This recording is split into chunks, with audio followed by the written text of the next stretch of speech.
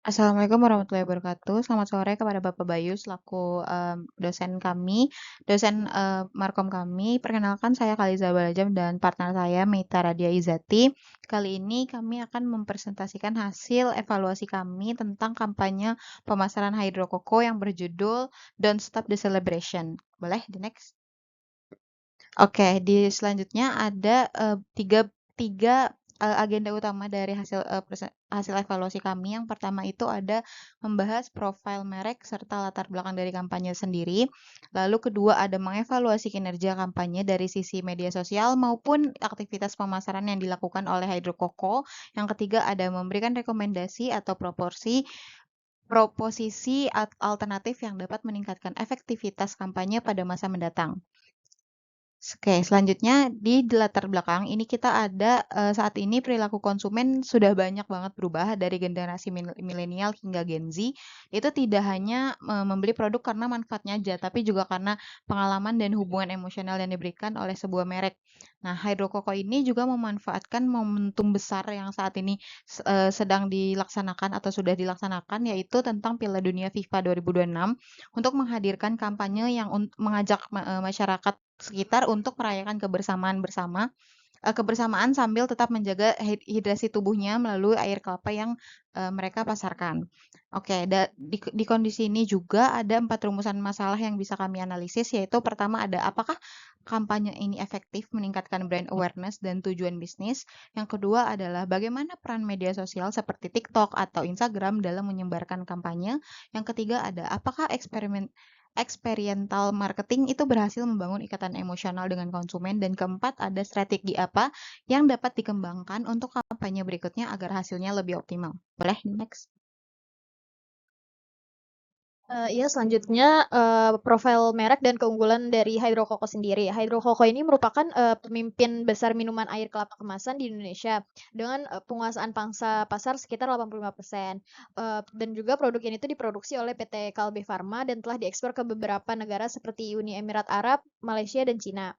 Selain itu, industri air kelapa di Asia Tenggara juga terus berkembang sehingga peluang pasar masih sangat besar. Hydrokoko juga dikenal aktif melakukan berbagai inovasi pemasaran seperti bekerja sama dengan Wonderful Indonesia, menjadi sponsor MotoGP, Mandalika, hingga memanfaatkan momentum Piala Dunia sebagai bagian dari strategi komunikasinya. Selanjutnya, tujuan utamanya kampanye ini itu adalah mengajak masyarakat untuk menikmati setiap momen kebersamaan dengan tetap terhidrasi menggunakan hidrokoko. Target pasarnya itu adalah generasi milenial dan Gen Z, khususnya yang pecinta sepak bola, pengguna media sosial, dan masyarakat urban. Selanjutnya ada strategi kampanye yang dilakukan itu melalui 2 pendekatan, yaitu offline dan online. Untuk offline itu ada launch event CFD di Senayan, interaktif booth, serta live performance. Untuk aktivitas online itu ada limited edition packaging, social media campaign, dan giveaway interaktif. Selanjutnya sementara itu pada eee, aktivasi parade budaya, ini mereka mengangkat euforia global ke jalanan Jakarta. Parade atraktif yang bergerak di bundaran Senayan ini menuju Gelora Bung Karno berhasil menyedot perhatian ribuan pengunjung Car Free Day dengan memadukan tarian tradisional negara raksasa sepak bola dengan pesan hidrasi sehat. Selanjutnya, berdasarkan hasil evaluasi kami, kampanye ini menunjukkan performa yang sangat baik. Pada Instagram, engagement ini mengalami peningkatan yang cukup signifikan. Kontennya itu mengenai parade budaya, giveaway, dan kemasan edisi spesial memperoleh ribuan komentar dan likes. Bahkan giveaway menjadi konten dengan interaksi tertinggi. Nah, selain engagement, jumlah followers mereka juga meningkat sekitar 8.000 pengikut dari sekitar 132.000 menjadi 140.000 atau mengalami pertumbuhan sekitar 6% selama kampanyenya berlangsung. Untuk di YouTube itu beberapa video kampanye memperoleh jumlah penonton yang sangat tinggi. Video dengan tema perayaan kemenangan berhasil mencapai sekitar 25 juta views, menunjukkan bahwa pendekatan storytelling emosional cukup efektif menarik perhatian audiens itu sendiri. Selanjutnya, Hydrokoko juga menggunakan hashtag Don't Stop the Celebration yang berhasil menjadi pusat percakapan di TikTok dan platform X. Dukungan ini dari beberapa konten kreator juga turut meningkatkan jangkauan kampanye secara organik.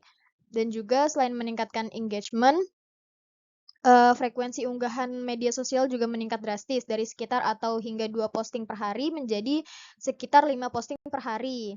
Dan pendekatan komunikasinya pun berubah dari yang sebelumnya hanya berfokus pada produk yang menjadi lebih berorientasi pada pengalaman dan gaya hidup. Oke, untuk dari sisi sentimennya, sebagian besar itu komentar yang muncul, juga bersifat positif dan konsumen memberikan apresiasi yang besar terhadap rasa segar hidrokoko dan untuk keseruan acara yang diadakan serta kemasan edisi terbatas yang dianggap menarik untuk dikoleksi. Boleh, oke. Selanjutnya ada proposisi alternatif masa depan.